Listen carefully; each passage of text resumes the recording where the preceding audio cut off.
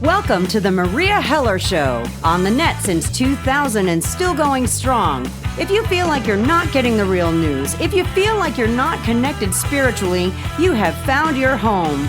Maria covers a wide range of topics as only a snarky New Yorker can. Straight up, no chaser. No censorship, no corporate sponsors, thus true freedom of speech. Your subscription gives you unlimited access as a member of the smartest audience on earth. Relax and enjoy the education. Now here's Maria.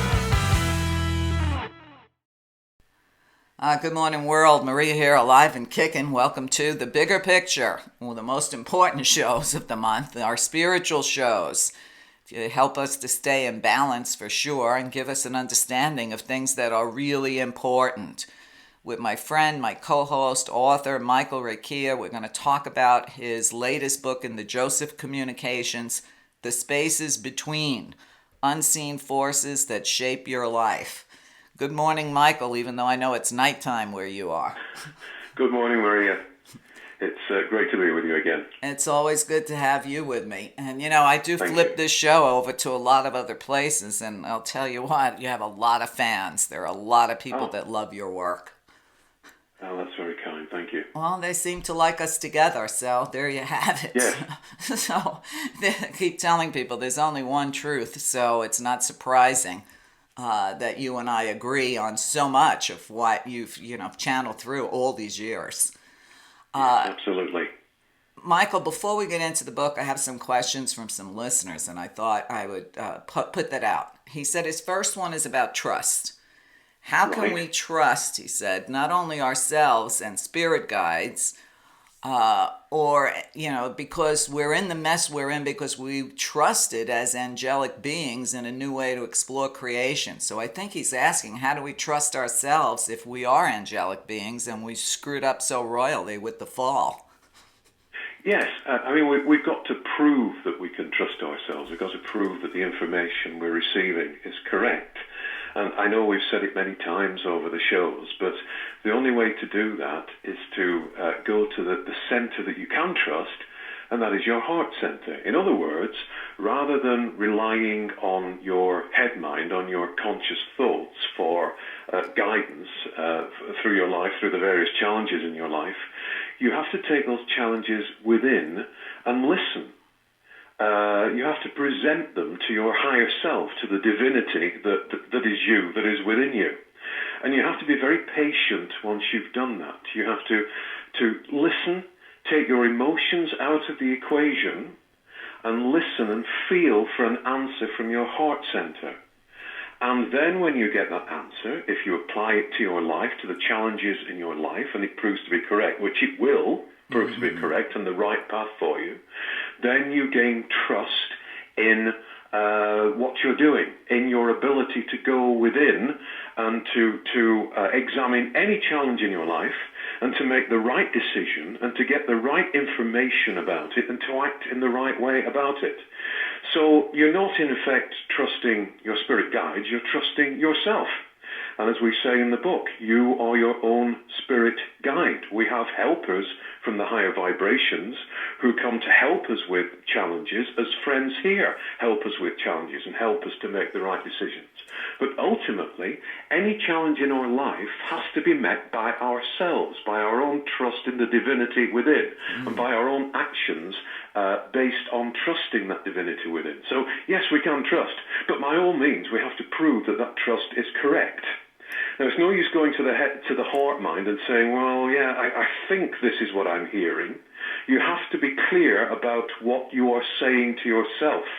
And you have to be clear that you are not influencing that information that comes from your spirit self through your emotions or through your desires for things to work out in a certain way, which is why I said at the beginning, it's important that you take emotion out of the equation. It's important that you go into the silence, go into the chamber of the heart and listen once you've put your questions and ask for advice within that chamber. Listen to what is being said to you. And you'll get a feeling from your heart. You will sometimes get a voice from your heart. You'll certainly get a vibration from your heart that says yes or no, or this direction or that direction. And those are the things that we can trust. Those are the things we can prove to ourselves, build up that trust, and go in any challenge to the heart. Mm-hmm. That's absolutely excellent what you just said. And, when I tell people, Buddha didn't say to detach from your emotions completely. What he meant was just don't let your emotions control you. Yes. Or color your decisions. Right. Influence your decisions, because you're going to the heart for help. You're going to the heart for help, so don't color that help. Mm-hmm. Don't be flexible enough to listen or feel what is being said to you without that emotional charge, that emotional spin that you're putting onto those challenges. And then you can move forwards with the right decisions and acting on the right information. Right. Well, he also said that he's always gone with his intuition. Yes. And what felt good or right at the time. He said, but isn't that what got us into this mess in the first place? Yeah, I see the point. But once we've recognized that there is something wrong here, and you'd be surprised at how many people don't recognize that there's something that needs to be altered. Once we've recognized that something is wrong here, then we have to have a way out of it. And that the person that we can trust the most is the God within, is the higher self within. There has to be a start point, and there has to be something that we accept as being the right motivation. Now, of course, it depends on what motivation we're going to the heart center with. If we're saying, God make me powerful, or God make me rich, or I want this relationship to turn out in a certain way, then that is not going to the heart center with the right intention. We have to go to the heart center and say, look, we know there's something wrong. We want to put it right, both personally and globally. Mm-hmm. Show me how to do that. Show me what steps to take so that I cause no harm, and so that I bring light into every situation that I encounter, so that I approach everyone in my life with light, so that I surround myself with light, and so that I elevate my vibrations. And if we do that, sooner rather than later, we realize that we can trust ourselves, and that the information that we feel through the heart center is absolutely correct for us, and an absolutely correct way to approach others and the world. Right. Well, I do know that the person asking this question is one of my students, and he's quite excellent. So I'd like to share another way of looking at it, because it's a question people have asked me for decades, Michael. How do I really trust myself? How do you know when you're really standing in trust of the universe? And I always tell the story. When I was young, I often wondered, how will I know when I'm not young anymore? And, the years ticked by. I used to think, is it going to be when I'm 21? Is it going to be when I'm 30, 40, 50, 60? And the truth of the matter is, it happened, but I can't tell you when it happened. And I feel it's the same way with trusting spirit, trusting the universe. You work it and you keep going, and then one day you just realize that you totally stand in trust. You may not be able to put your finger on when that happened or what exactly happened to make that happen, but then you just know. The knowing is just there, and you say, well, that happened. Yes, and that's a very good point, Maria, isn't it? With knowing versus belief. Because if we believe something, we believe we trust ourselves. Belief is something that you have to shore up. You have to put energy into to maintain a belief. You have to examine it every so often and say, do I still believe this? Mm-hmm. Knowing simply is. As you say, it's a sort of quantum change in the way that you approach life and the way that you feel about life. You just know it. Mm-hmm. And once you know something, you don't have to revisit it to see if it's still true. It is part of you. Right. I remember many, many years ago when I was first studying and reading the Tarot for people, I used to question in my head, am I making this stuff up, or is this real, or, does this have any value? And then after, years of doing it, I totally trust what comes through me now for people. Yeah. I can't tell you when that happened. I don't ever second guess myself. And even if it's something that sounds so ridiculous, I still deliver that message. And I'll tell you something Yes. funny, Michael. This woman, she was middle-aged. She had her daughter that was in college. She had called for a reading one day. And while I was reading for her, everything on the surface looked so normal, okay? But out of the blue and I told her, I said, look, this is going to sound crazy to you, but I'm going to tell you anyway. I said, it just looks to me like you and your daughter want to run away and join the circus. And she started to laugh. And I said to her, why are you laughing? And she said, because we both want to get into Cirque du Soleil. This is so you learn to, when you have those experiences and you don't block the information, even if it doesn't sound right to you. You end up being pleasantly surprised. I got a kick out of that, and I always remembered that. All right, I have another question. He has somehow interpreted that your work is calling for non-participation in the system, but continuing to add light to the system, and he doesn't understand that. So he's like, if you're talking about the system, whether it's education, medical, banking, political, etc., are we supposed to just stay out of all of it? And how could you do that when that's the way this world is? What Jules is saying is that we look at various aspects of society, and instead of blindly accepting them, we question them. We question them from a spiritual point of view, and if we find them lacking, or if we find that there are areas that need to be improved or changed, we work through the light and through being vocal to change those areas, to question the status quo, and to say if the status quo is wrong, then we've got to go against it. It's not that we don't participate, it's that we participate in a different way. It's that we show ourselves to be thinkers in a different way, and that we act in a different way. And we have to do that. We have to work from within. Just as we've incarnated here to please God, take part in a mission to bring light here, we have to work from within all the situations in our lives to bring that light into those areas.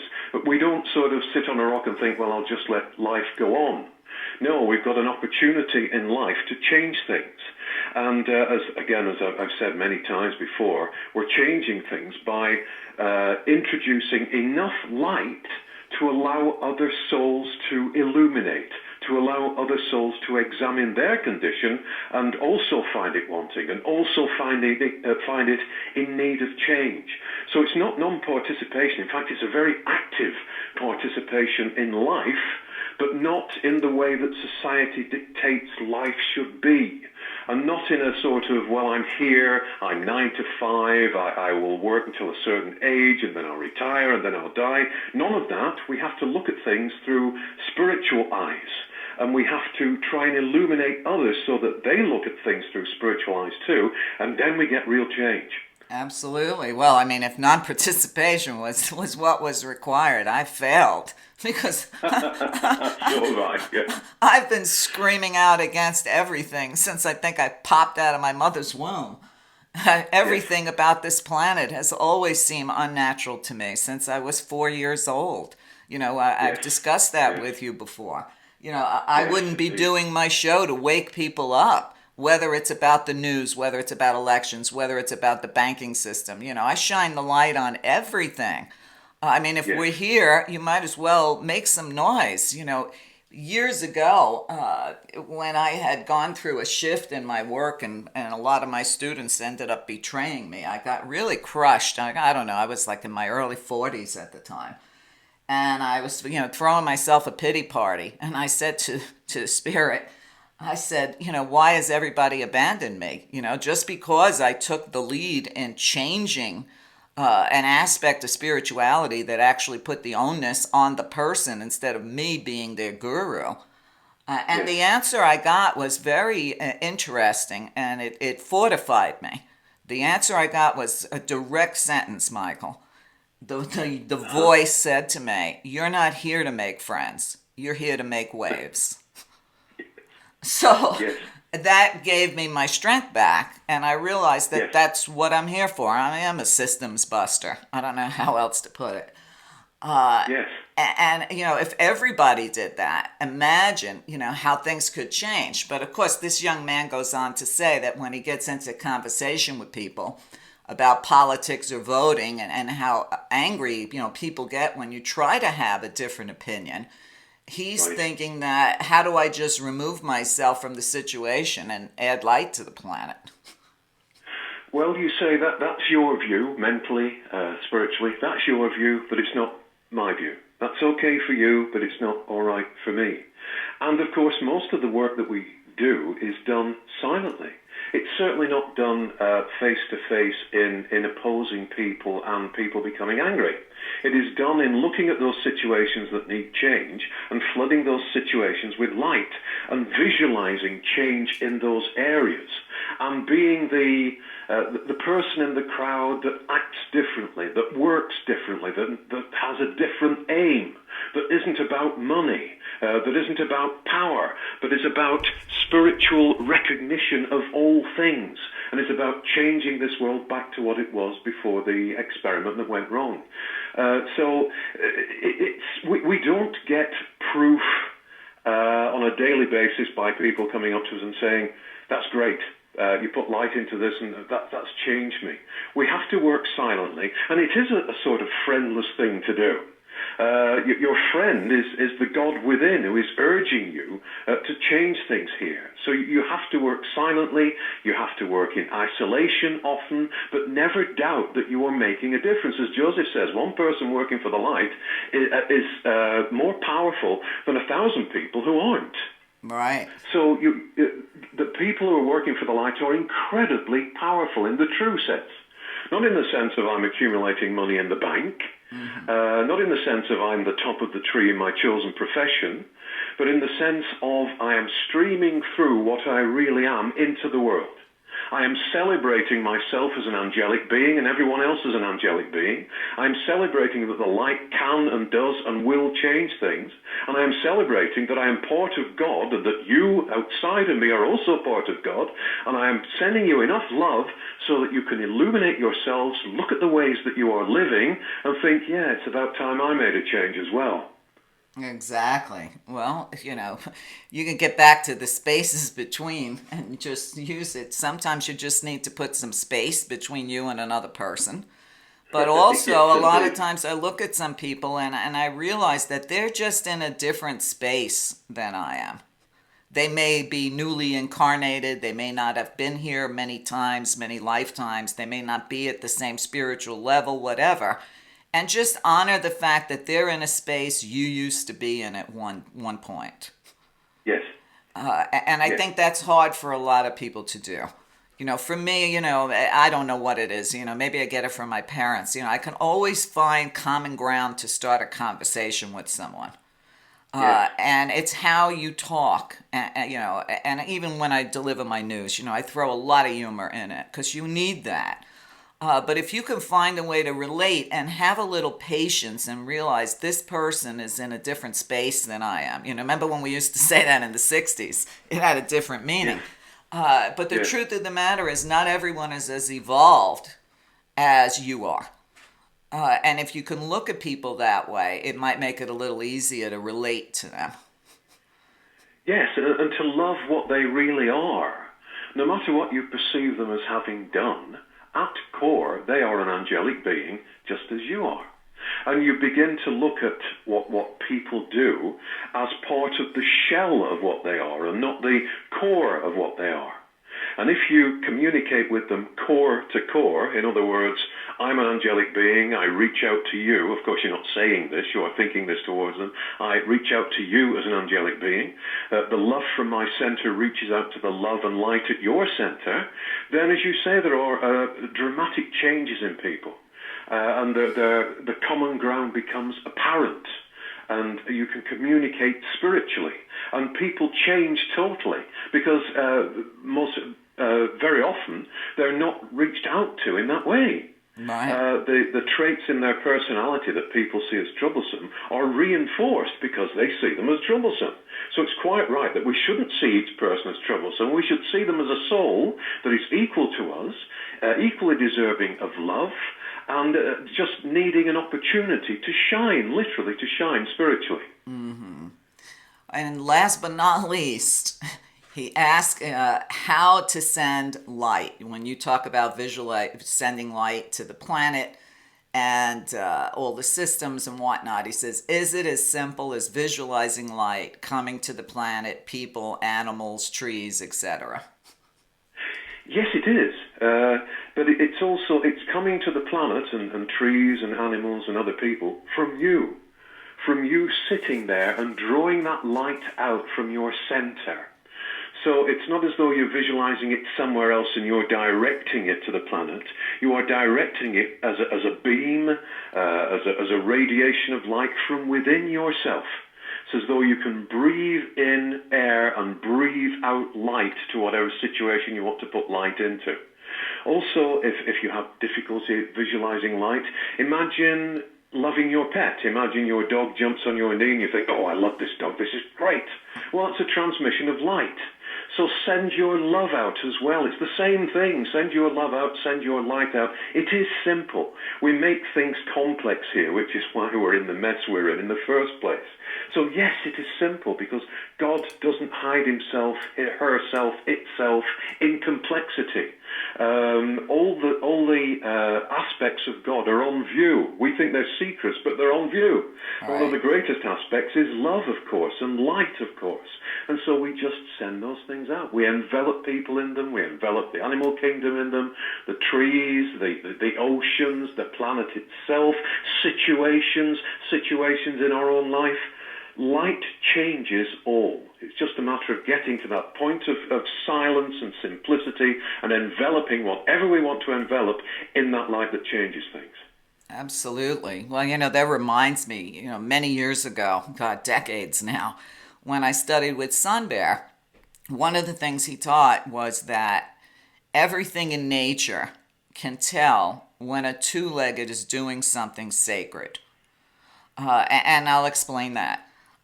Many years after that, when I used to do public medicine wheels out on the open desert, as soon as I would light the sage, Michael, the coyotes would start howling. Now, everybody thought I had a record player with the sound on it. And they would get all excited. But the truth of the matter is, it was the coyotes. And when my students would ask, isn't that great? Because it was pretty thrilling, I will admit. And I would tell them the same thing. I says, even the animal kingdom knows when the two-legged is doing something sacred. And that was their way of letting us know that they were one with us. Yes.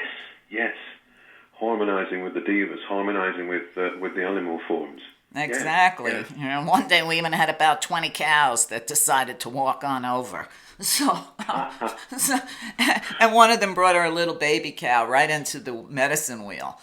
And it was so thrilling because the cow actually had such respect for everything inside that wheel. But I will tell you, it was pretty funny. I had a little statue of Buddha in the wheel, and it was the only thing she knocked over with her face. And I thought, coming from a cow, that was pretty intense. Wonderful story. Right, but listen, the spiritual journey is supposed to be fun and not complicated, as you just said. But I think religion has made so much dogma and so much complication. And it's not just religion. I see it in the New Agers, too.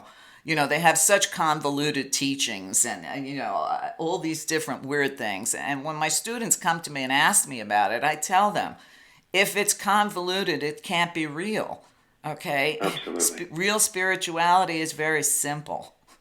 Yes. But I think religion has had a lot to do with that. You remember, you may or may not remember, somebody was asking me, what made your father become a Jehovah's Witness? And I said, you have to understand, my father was a Roman Catholic.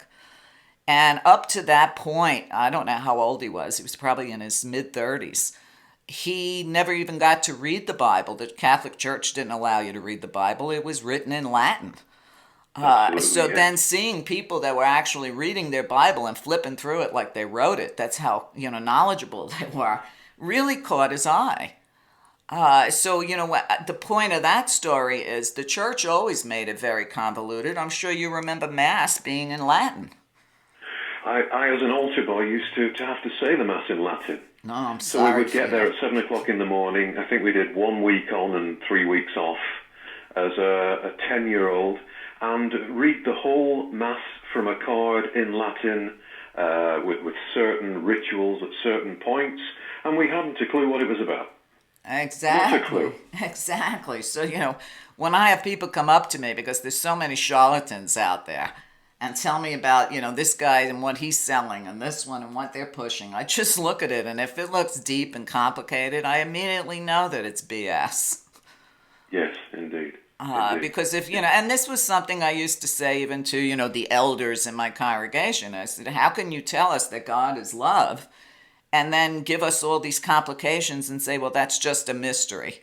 Okay. Well, Yeah. what parent tells their child, well, I'd like to tell you this, but it's a mystery? They don't. Absolutely. Absolutely. Yeah.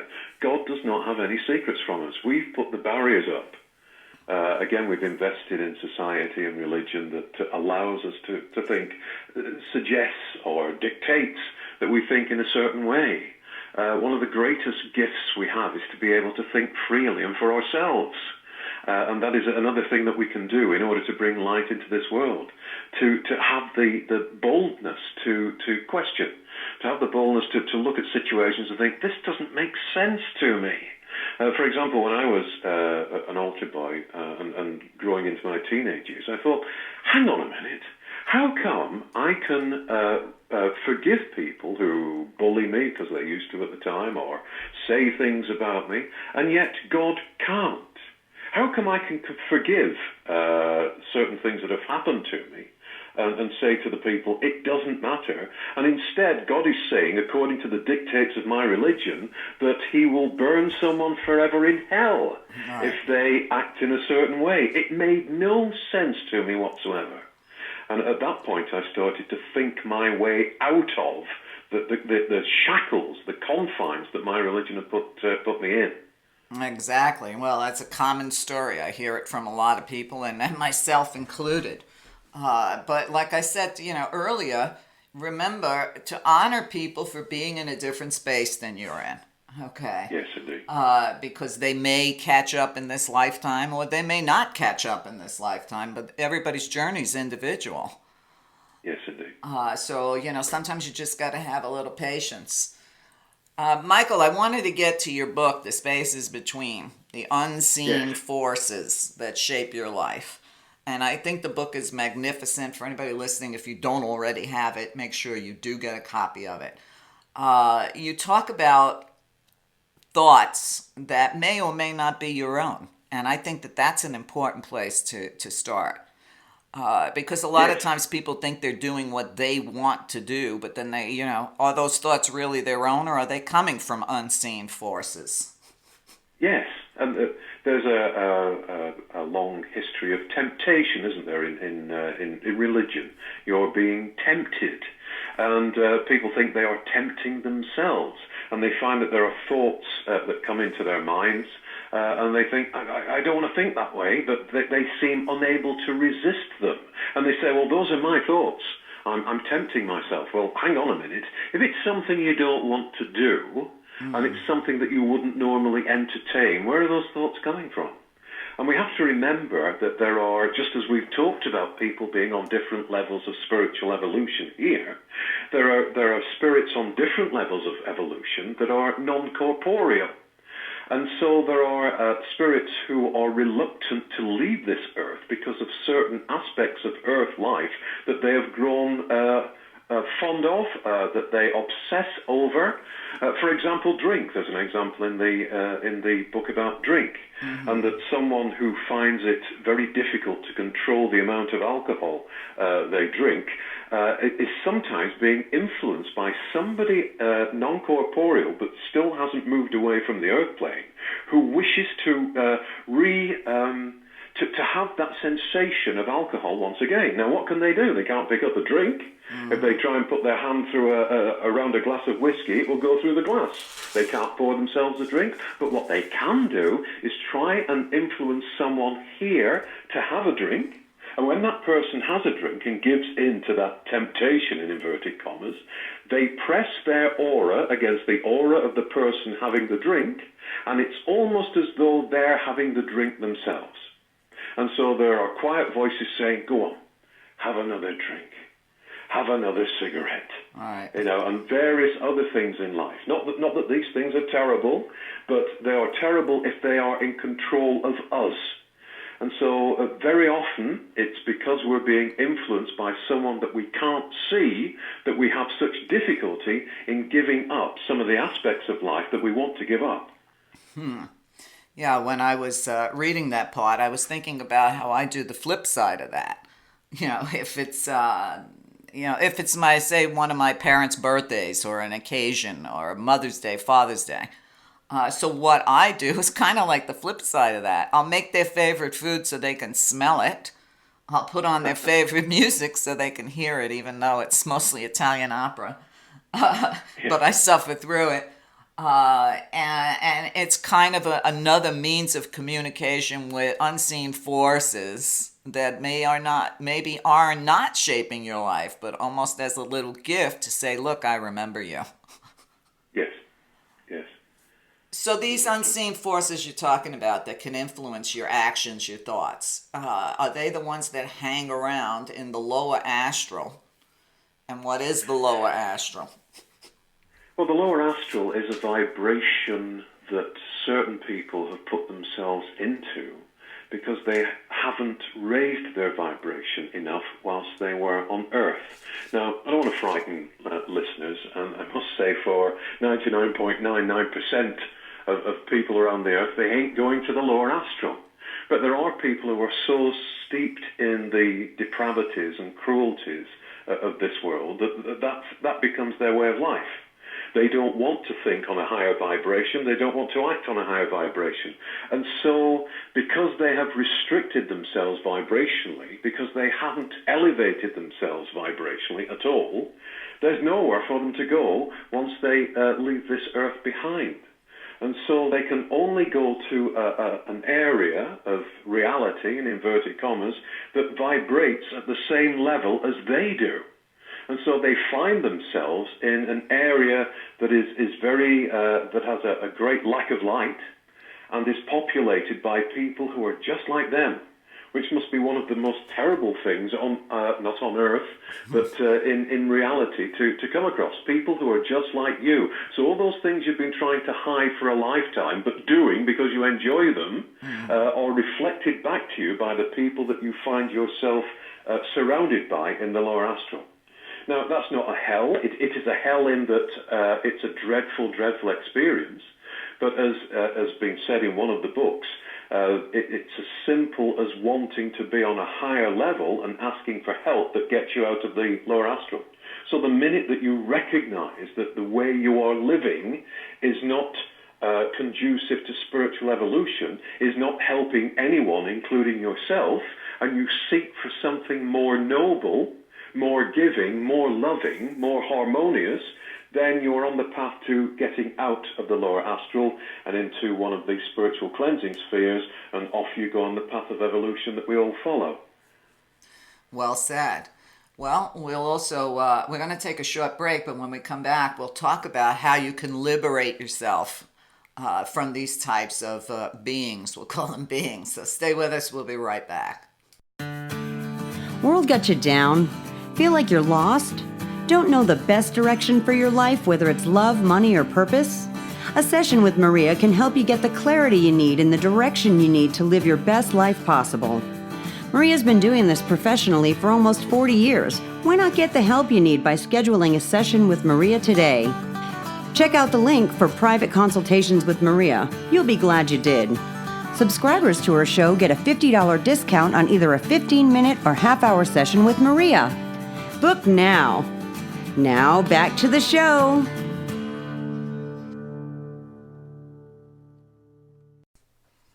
Hi, this is Maria Heller.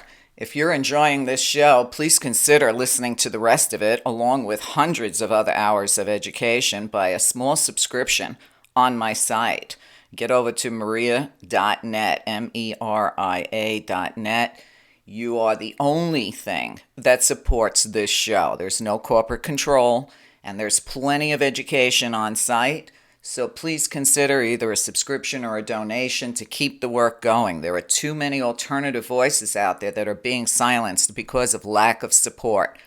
So if you don't want MSM to be the only mind-controlling news out there, please consider supporting the people that support you and help us all save something for the future for our children. Thank you so much.